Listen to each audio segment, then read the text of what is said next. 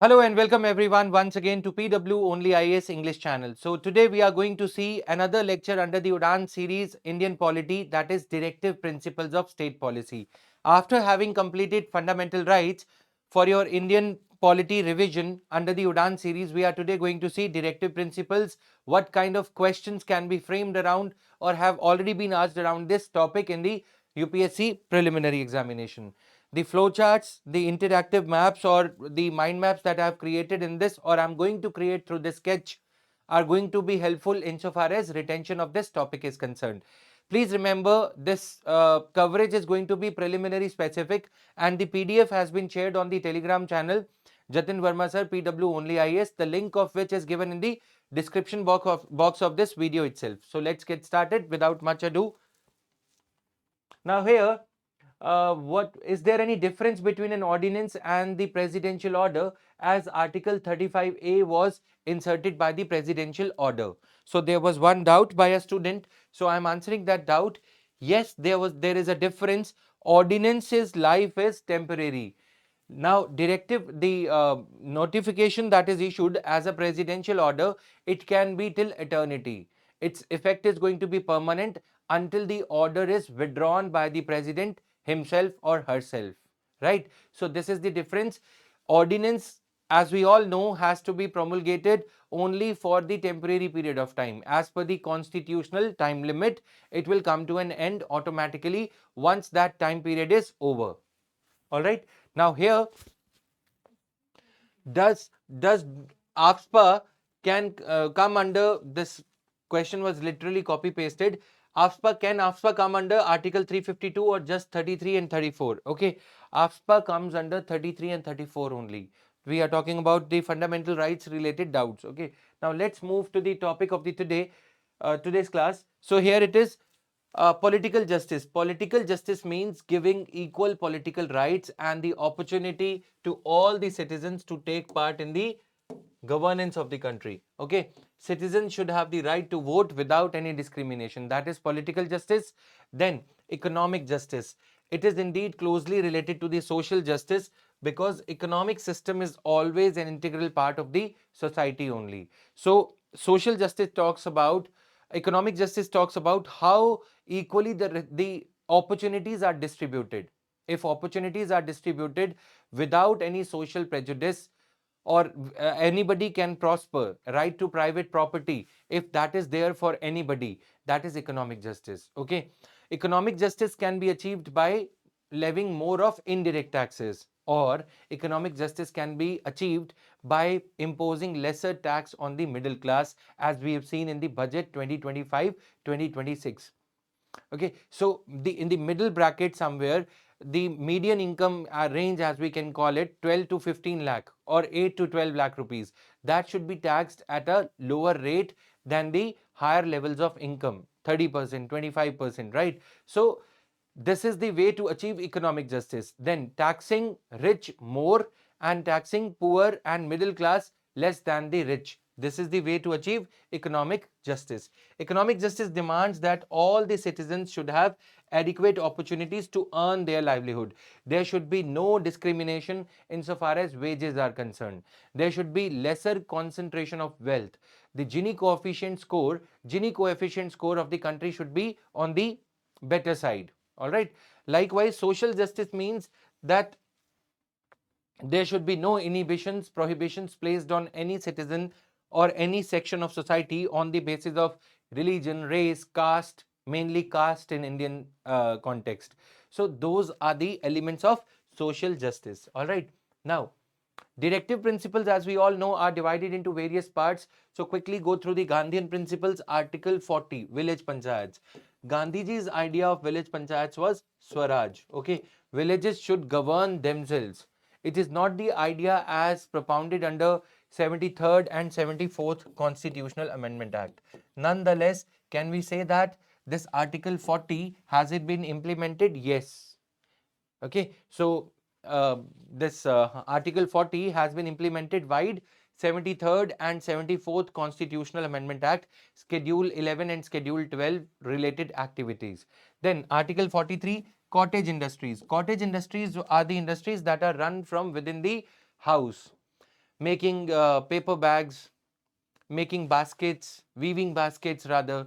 Okay, so those kind of activities which can be carried from within the premises. Gandhiji was entrepreneurial in nature. Khadi and charkha. He wanted the same to be done by everybody in the village or everybody in the Indian society in their free time. So entrepreneurial spirit was there in it. Cottage industries. Has it been implemented? You can say that by incentivizing the artisans, or by labeling some goods as GI tagged goods, or by giving some incentives to MSME sector, if not strictly the cottage sector, cottage industry. Gandhiji's principle, Article 43, has been implemented. Okay, how to memorize 43? Okay, Gandhiji's love for cottage industry. 43, 143 in the college parlance we say I love you, right? But here, since we are studying, we love studies, and 43, Gandhiji's love for cottage industries. This is how I memorized it during my college days. So I'm the preparation days. So I'm telling you the trick. Okay. So Article 43B, Gandhiji's second love was, I'm not saying that Gandhiji had many love relations. Okay, that is what his own biography says, autobiography says.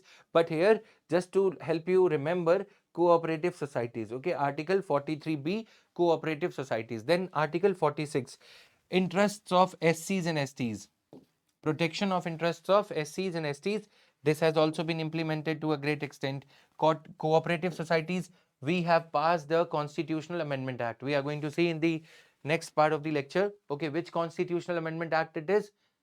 I'm asking so that before revealing myself, it's better, okay, we'll hold on for some of you to answer. Then drinks and drugs. Article 47, how to memorize? 4 plus 7. Okay. So is equal to 11. All these things, drinks and drugs, they start at 11 p.m. Okay. So 4 plus 7, this is how you can memorize Article 47. Since this is a prelims oriented discussion, so I'm just telling you, by the way, UPSC doesn't ask the article numbers. However, in the mains examination, they have their citational value. If you cite the article related to the topic, you get some brownie points while getting your answer evaluated. Article 48, cow slaughter. Okay, there is no way to memorize this, even though the way I have, but it will become a little ugly. Okay, so at 11 you start your drinks and all. People who are into drinking, people who are non-vegetarian, if not cow slaughter, if not cow beef, etc., but the dinner starts at 12. Okay, so this is how you can memorize this. I strictly am against cow slaughter and etc. It's just that to help you memorize, I've cited the example of chicken or anything. It's just that you can memorize, right? Nothing, no offenses to any section of society whatsoever. I respect all the sections of society equally, and this is there, right? Now, the principles included in this category represent the ideology of liberal. Now, second part is liberal intellectual.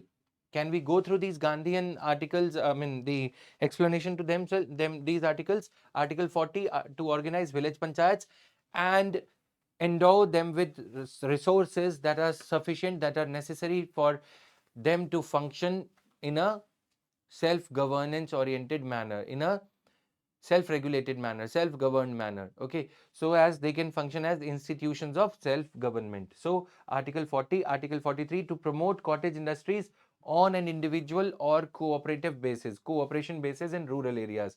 Article 43B was inserted later on. Okay, cooperative societies. Then Article 46, to promote the educational and economic interests of scheduled castes and scheduled tribes and other weaker sections of society, and to protect them from social injustice and exploitation. And this is Article 46, right? And Article 47, to prohibit the consumption of intoxicating drinks. So now Madhya Pradesh is also moving towards the same thing. Gujarat and Bihar have already banned liquor, intoxicating drinks. Our directive principles were the aspirations of the constitution makers that, due to resource constraint, due to the context, animosity, like we could not implement uniform civil code during that time, due to the time constraint, due to the complex nature of Indian society, we could not translate directive principles into policies. However, Dr. B.R. Ambedkar said that these are going to be the items on the election manifestos of many political parties for many years to come. So even till today, the Azadi Ka Amrit Mahotsav and other festivities that we are celebrating around 75-76 years to our independence. So we still, the political parties or the leader, the national leader, the prime ministers, or they still espouse these causes, directive principles. All right. And judiciary has also been translating one after the other these directive principles into fundamental rights wherever they can be. Right. Now, liberal intellectual principles to secure for all the citizens a uniform civil code. Why they are called liberal? Okay. How to memorize Article 44? Article 44, 4 and 4, they are identical. 44, right? Identical. There is no difference in the digits. So, uniform civil code can be memorized in this manner. Okay. Otherwise, U is okay. C is, it corroborates to alphabet. C corroborates to 3, A, B, C, 1, 2, 3. So U 3, 3, after 3, 3 comes 4, 4. Either ways, you can memorize this article. As I said, they have only citational value in the exam. We are preparing for prelims, but still, if you are able to recollect, if by chance any match the following kind of question comes, which is very easy, very unlikely to appear in the mains question, in the prelims question papers these years, nonetheless, we can prepare from multiple angles. To provide early childhood care and education for all the children until they complete the age of 6 years. Okay, so article is 45, 4, 5 mandates education for 6 years. Okay, um, until they complete the age of 6 to 14 years of free education is provided. Okay, if there is any error over here, early childhood care. Now this has been translated. Earlier, the mandate of Article 45 was to provide every child between the age group of 6 to 14 years free and compulsory education, free education. This Article 45's original intent has been translated wide 86th Constitutional Amendment Act. It has been translated. Okay, this Amendment Act was passed in 2002, which converted the right to education from directive principle to fundamental right. If the text is not visible to you, this converted the directive principle into fundamental right. 86th Constitutional Amendment Act 2002 was passed during the Atal Bihari Vajpayee as the Prime Minister era. Okay. Then in 2009, the Constitutional Amendment Act inserted Article 21A. Okay, this entire data you can memorize very quickly. How to help you? Just a minute.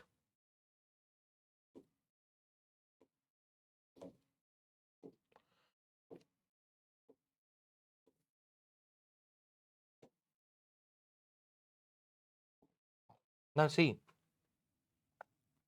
Article 45 given in directive principles, it originally mandated that every child between the age of 6 to 14 years should be given free education. Okay, so 8 plus 6, this was later on converted by 86th Constitutional Amendment Act 2002 into a fundamental right. Entry that was inserted was Article 21A. Okay, Article 21A has been inserted. Now, the changed article language is changed text of Article 45 as it exists in the directive principles is to provide early childhood care and education. This is abbreviated as ECCE, early childhood care and education until they complete 6 years of age. Is it clear? I mean, 6 to 14, how can you memorize? 8 plus 6, 14, 6 to 14 years. This 8 plus 6, 14 converted 6 to 14 years into a fundamental right, Article 21. Okay, so Article 21 A has been inserted. Earlier it was 45. So 4, 5, 6 to 14, 8, 6. This is how you have to crunch the numbers. There is no particular formula or trick to help you memorize this thing, but I have given you the gist of what happened, right? Now the changed text of this new article is, the same article is new. It is early childhood care. State should state should aspire to provide early childhood care until 6 years of age. All right. Right to education was, now this was the amendment. Okay. This was the import of amendment. Amendment also cast a fundamental duty. Let me also tell you this part. Fundamental duty of the parents to ensure that any parent who is having any child of 6 to 14 years, they should ensure that that child is sent to the school. Okay. Sending child to school. Sending such child to school for formal education. Okay.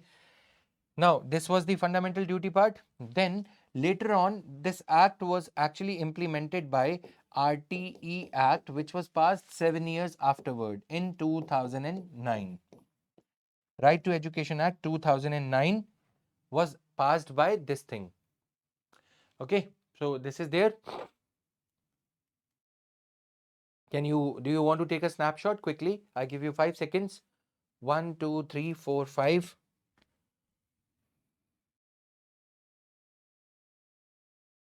I think we should be done by now. So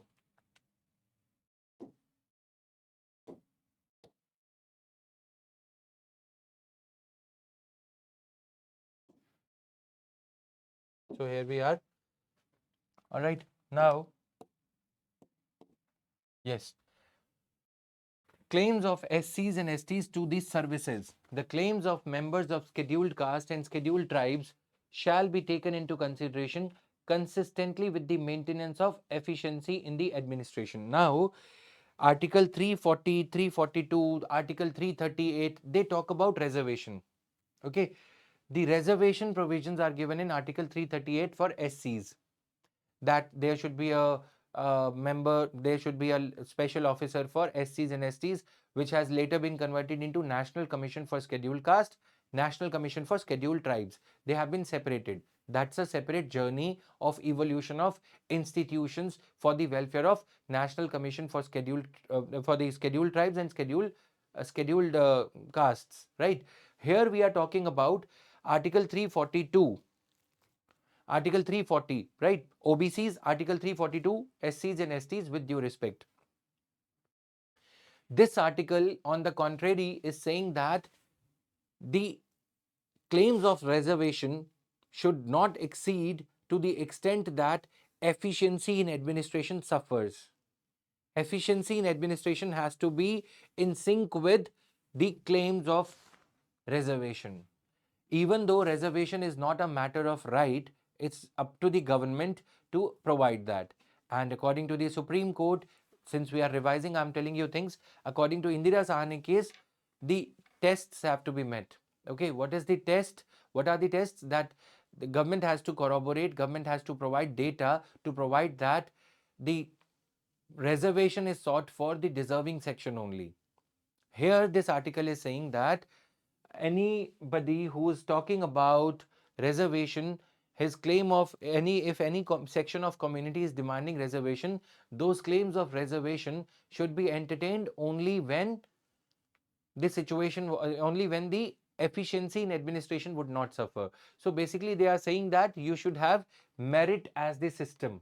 Okay, merit system, cutoff system should be there. However, the cutoff for the SCs and STs can be lowered by UPSC and other institutions, SSC or NEET exam or any other exam. But that cutoff reduction should be to the extent, only to the extent that the claims of SCs and STs should not suffer, the efficiency in administration should not suffer. It is on the basis of this efficiency in administration given in the directive principles that Supreme Court put a ceiling of 50%. One of the reasons was DPSP's efficiency in administration requirement, since the constitution is to be interpreted in harmony. Other reason was giving equality to general category, non-reserved category candidates. That is another reason. There are more reasons to it. We will talk about them later on. However, as the context warranted, as the context so required, so I have shared the necessary details with you. Coming back to liberal intellectual, to organize agriculture and animal husbandry on modern and scientific lines. Okay, Article 48. animal husbandry, etc. should be. Now, the other part of Article 48 is prohibition of cow slaughter, cattle slaughter, etc. Okay. Now, here to organize agriculture and animal husbandry on modern and scientific lines. So, since it is modern and scientific lines, this is put under liberal intellectual. Here, this is, I have given some examples. We are organizing our agriculture around high yielding variety of seeds. This year budget also talks about the same thing. 25 26 budget we are talking about. Now, soil health card, agriculture needs to be organized on modern and scientific lines. Application of urea should be such.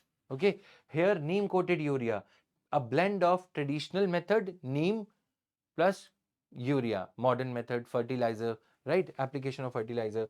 Now, to protect and improve the environment and to safeguard forests and wildlife, Article 48.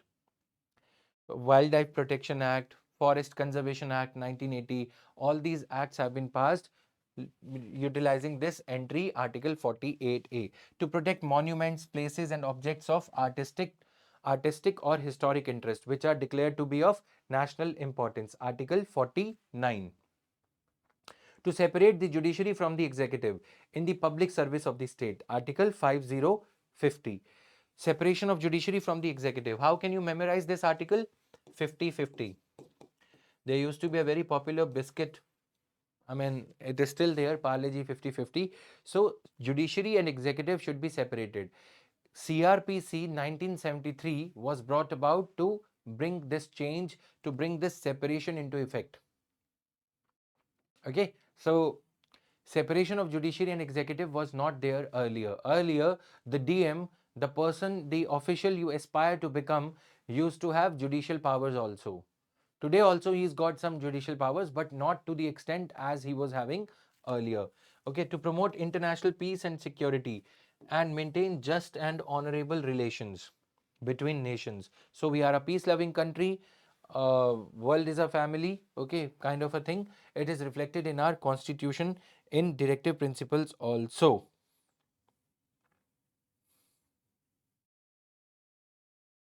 Okay, so this is there. Now,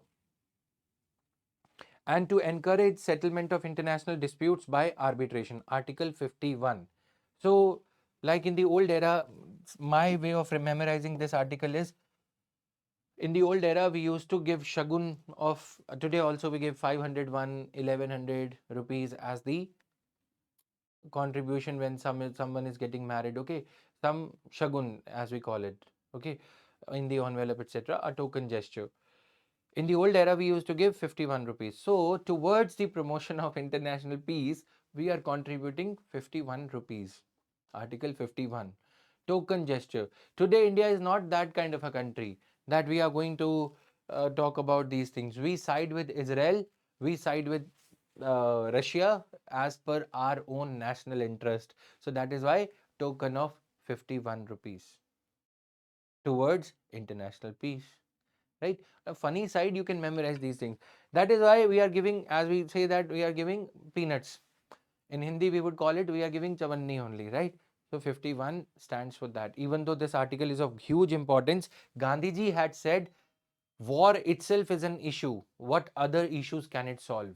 In Hindi, the feeling gets carried in Hindi, जंग अपने आप में एक मुद्दा है, वो और मुद्दे क्या सुलझाएगी. So those feelings of in the struggle, the Indian revolution, that feeling is still reflected in our constitution. Vasudeva Kutumbakam, right? World is a family. So that is why we still, international forums, United Nations, etc., we still preach peace only. Be it in Bangladesh, 1971 war, we have lived up to the import of the requirement of Article 51. Okay, additions to directive principles. 42nd Amendment Act 1976 added 4 new directive principles, 4 new DPs, directive principles. Okay, so these 4 new directive principles to the original list. These new DPSPs further amplify, they further amplify the socialistic approach. They require the state, number one, to secure opportunities for healthy development of children. For healthy development of children, okay?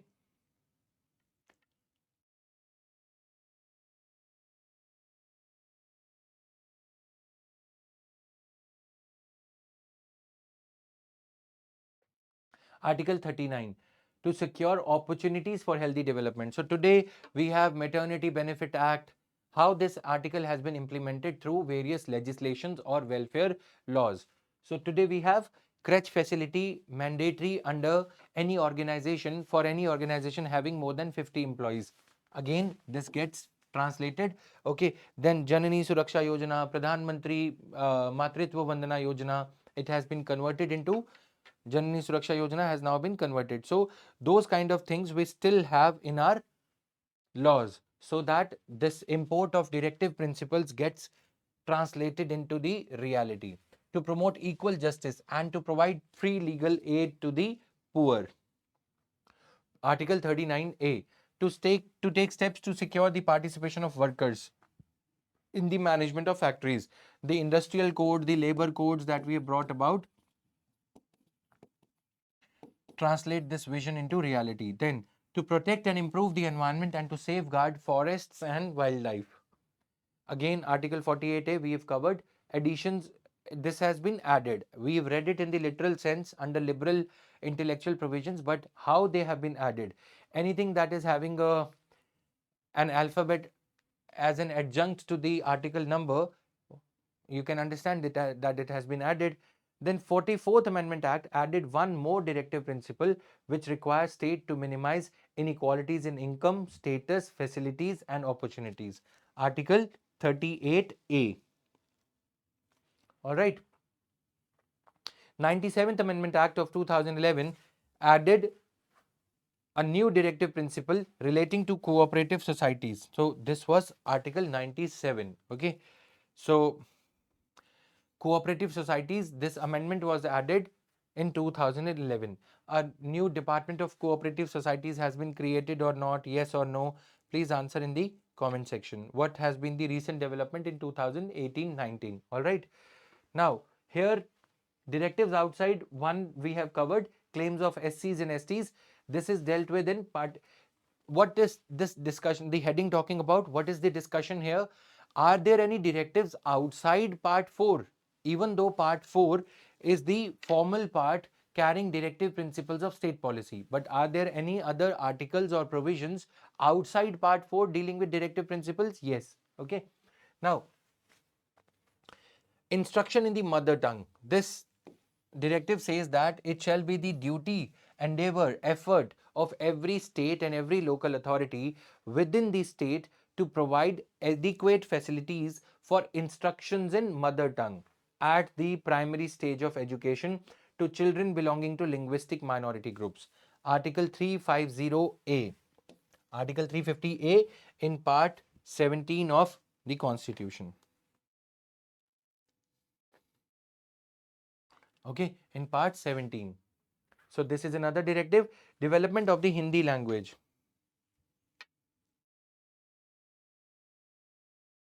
So development of the Hindi language, it shall be the duty of the union to promote the spread of the Hindi language and to develop it so that it may serve as the medium of expression of all the elements of composite culture of India. There are means oriented, analysis to all these things, which I am refraining from due to paucity of time, to help you stick to the revisionary path only, to help you complete your revision. I'm not going into that arena. Okay, but we will have a lot of analysis in the uh, time around mains, don't worry. But Article 351 in part 17 says that it is the duty of the union to promote the spread of the Hindi as the language, so that it may serve as a medium of expression for all the elements of composite culture. I'm giving you a hint. How can Hindi be the epitome of composite culture? India is a diverse country. Why only Hindi?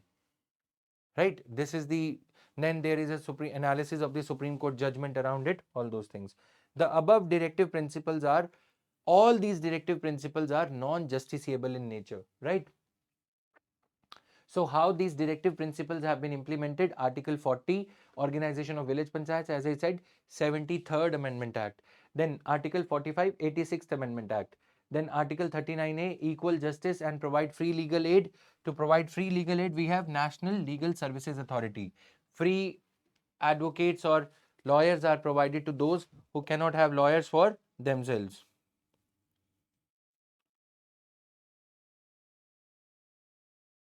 Okay, so this is there. Article 14 and 22 of the Constitution also makes it obligatory for the state to ensure equality before law.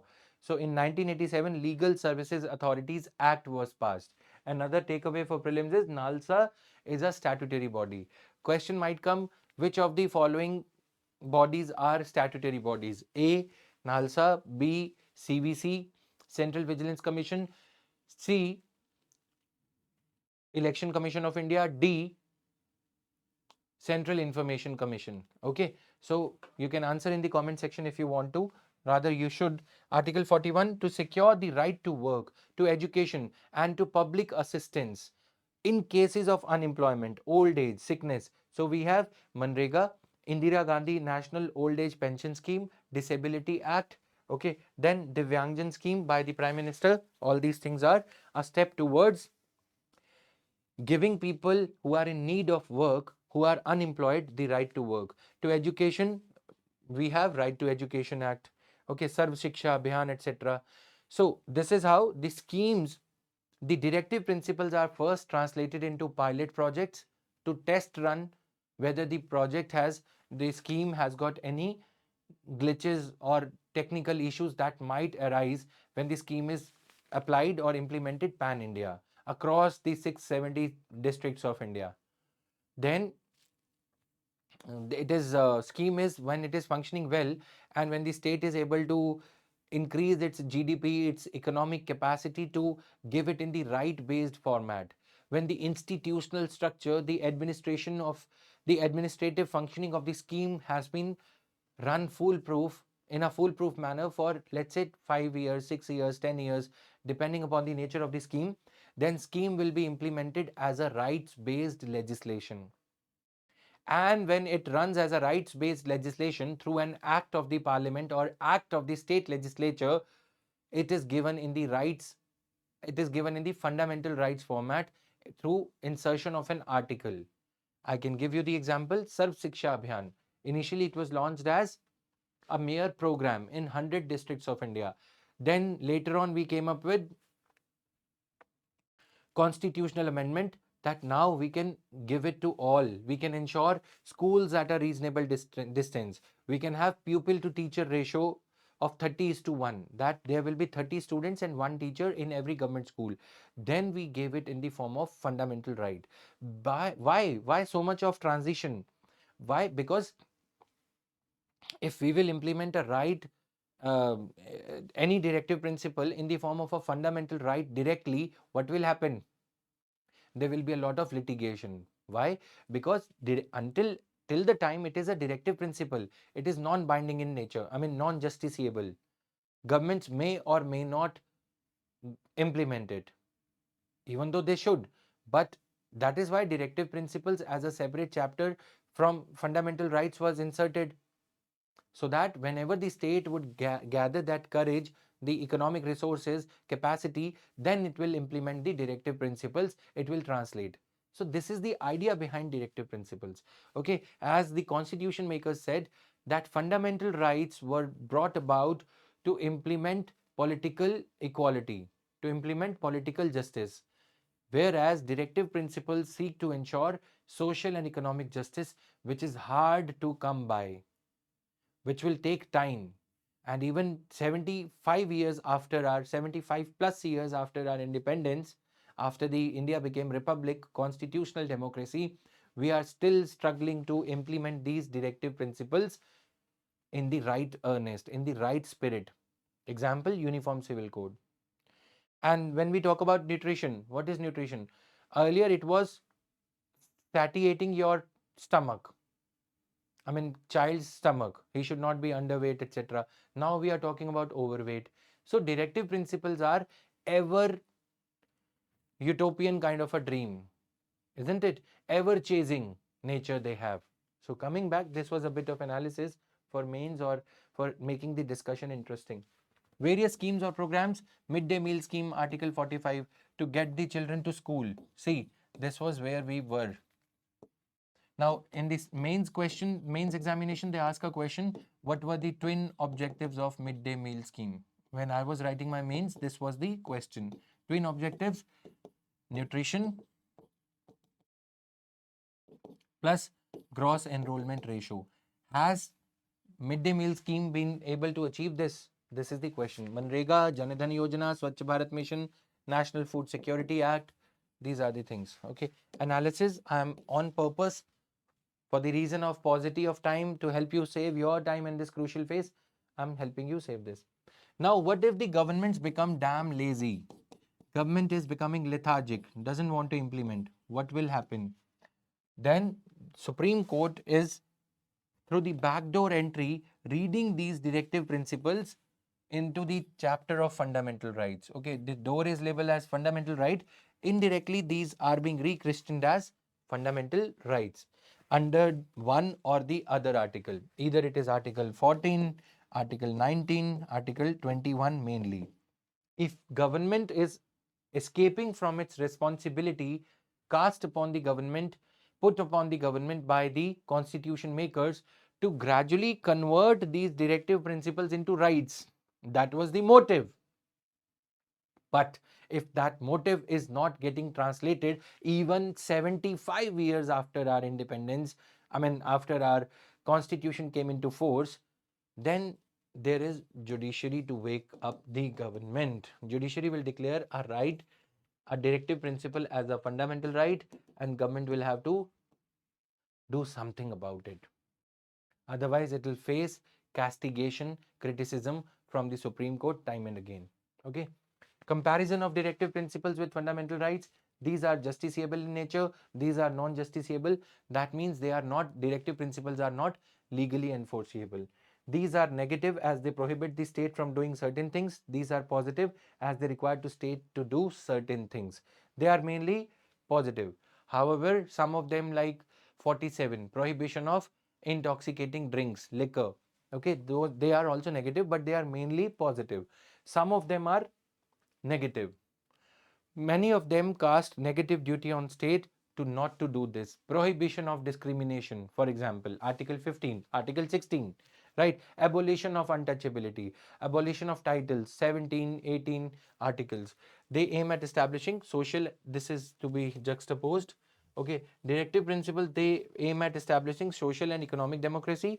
They aim at establishing fundamental rights, aimed at establishing this thing, political justice. Okay, conflict between fundamental rights, this is, you can go through this yourself, very interesting though, but not that relevant for the preliminary point of view, for the CSET point of view. Okay, so this is a lot of analysis. My PPTs are embellished with a lot of, peppered with a lot of analysis, etc. From the mains point of view, this I cover in the full-fledged classes, which will happen, some of which are being already being released on the YouTube.